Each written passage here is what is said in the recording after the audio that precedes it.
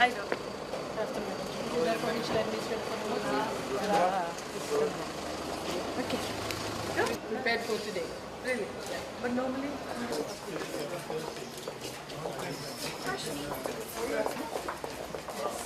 Engineer, center.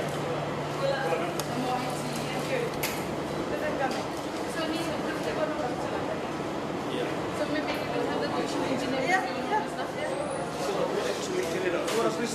Change all the tiles to non-slippery tiles.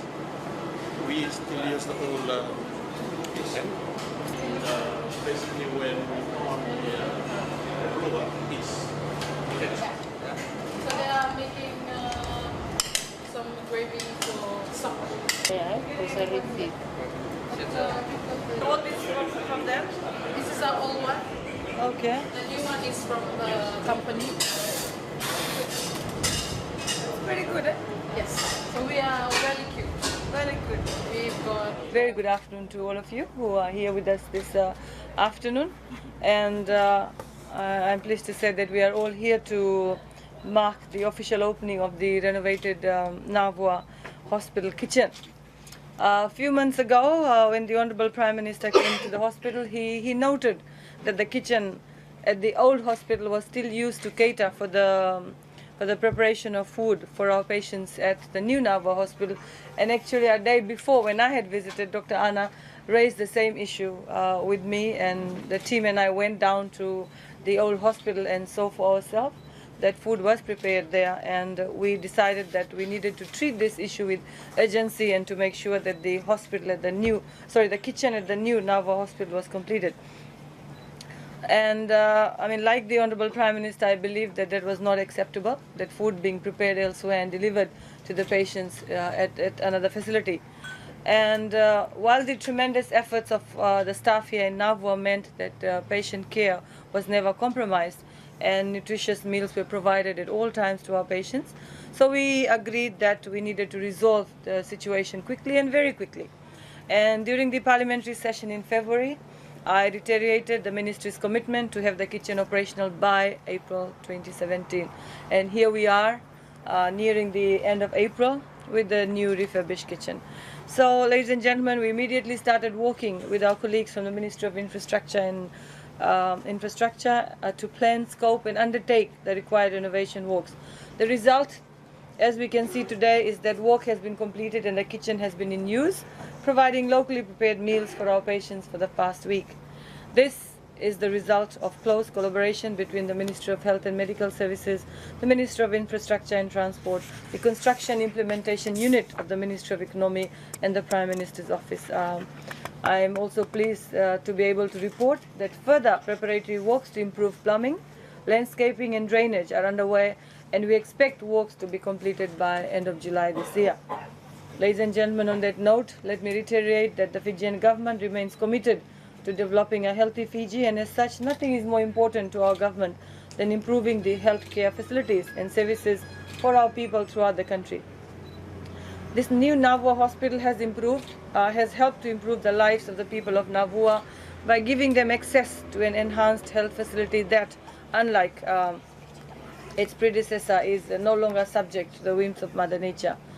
The Health Ministry is committed to providing the equipment and facilities necessary to meet the growing demand for health services of tangible and forward-looking investments in human and capital resources. I recognize, ladies and gentlemen, that it is often the small things that affect people's views of our hospitals and health centers that they visit.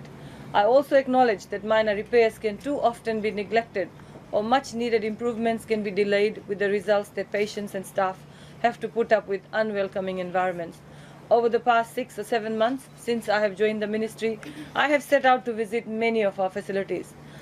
When I do so, I aim to see them not from the point of view of a patient or a mother. I aim to see them from the view of a patient and a visitor to the hospital facilities, and not as a government minister. Just like a patient, I'm also frustrated and saddened when I see walls that need a fresh coat of paint. I see broken windows that need to be replaced, or furniture that badly needs to be replaced. Of course, we also need to recognize that quality healthcare can be delivered regardless of the surroundings. I also acknowledge that meeting patient needs must always take priority over minor improvements to buildings. But I also believe that patients and staff should be able to take pride in their surroundings at all times. With that in mind, ladies and gentlemen, I'm pleased to announce that I have this week launched a major program to support improvements in the physical surroundings of our hospitals, health centers, and nursing stations. I have allocated a total of up to $1.8 million for medical superintendents and district medical officers to use for minor works and other improvements in the facilities they manage. They won't be funding major developments or new buildings, but rather using the money for those smaller items which can make a big difference to our patients, the staff's day-to-day experience. And I expect to see some changes starting to happen soon, and I look forward to sharing details with you in the weeks ahead. Of course, building and equipment are only part of what underpins a well-functioning health system, and the Ministry is also committed to better levels of compassion, empathy and sympathy shown by our caregivers. I can assure the Fijian people that this is one of my Ministry's top priority. Whenever a patient visits a hospital or clinic, they should feel like the doctors and nurses are fully vested in their health and recovery. Nothing less is acceptable. At this juncture, ladies and gentlemen, I'd like to acknowledge all the staff of Navua Hospital for their dedication and services to their roles. However, I note that improvements in the health sector also need a collaborative approach, and with that in mind, I'd also like to acknowledge the communities in Navua, the correctional services, the fire department and the Navy for their much needed support in complementing the health services provided through Navua Hospital. I'd also like to once again express my sincere appreciation and gratitude to the Government of People's Republic of China for their generous support of the original Navua Hospital development.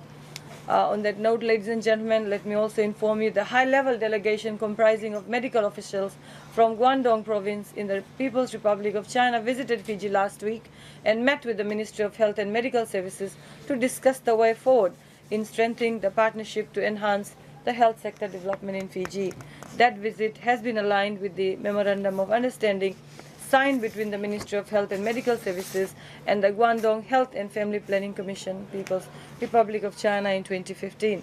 The discussions included areas of collaboration in terms of equipping the Navua Hospital with medical equipment, providing technical assistance for capacity building for doctors and nurses, and sending medical professionals from Navua to Guangdong for training in areas such as cardiology, emergency medicine and non-communicable disease prevention.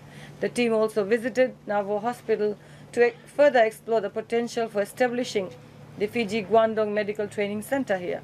The vision is for Navua Hospital to be a training center for emergency medicine for all the staff in the public health facilities, and we remain committed to seeing this vision being realized.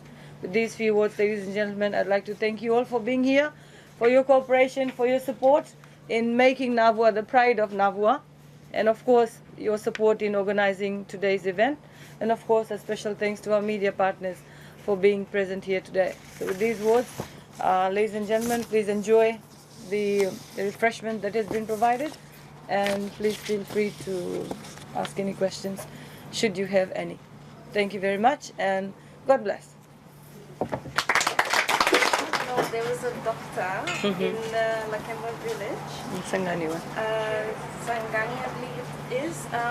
The headman of the village has said the doctor was on his day off when a patient was taken to the health center. And while the doctor tried to travel from his house to the health center, the patient eventually passed away. But it was on a Saturday morning, which is officially his day off, I believe.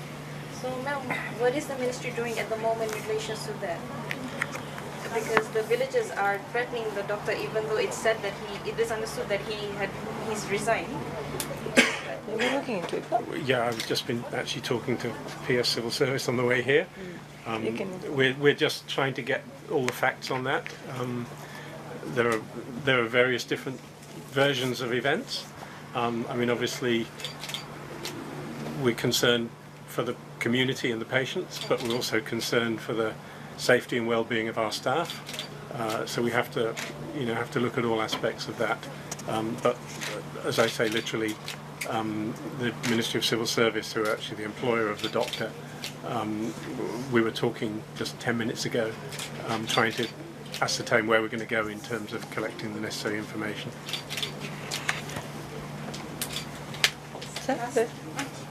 Ma'am, it is understood that you and the PS will be traveling to India to interview some shortlist doctors.